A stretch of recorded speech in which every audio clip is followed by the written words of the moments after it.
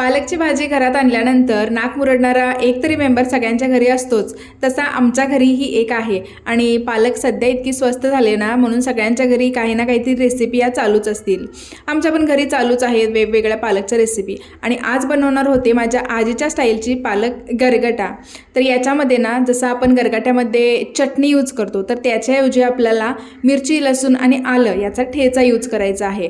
आणि हा गरगटा ना इतका भारी लागतो, भाकरीसोबत तर एकदम अप्रतिम. पण आमच्या नवरोबांना भाकरी जास्त आवडत नाही, त्यामुळे चपातीच बनवल्या जातात. मीच काऊन काऊन कधीतरी भाकरी त्यांना खायला लावत असते.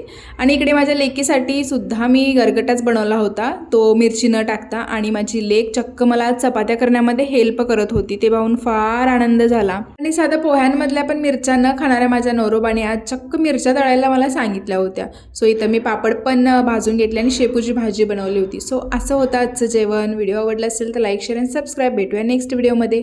बाय.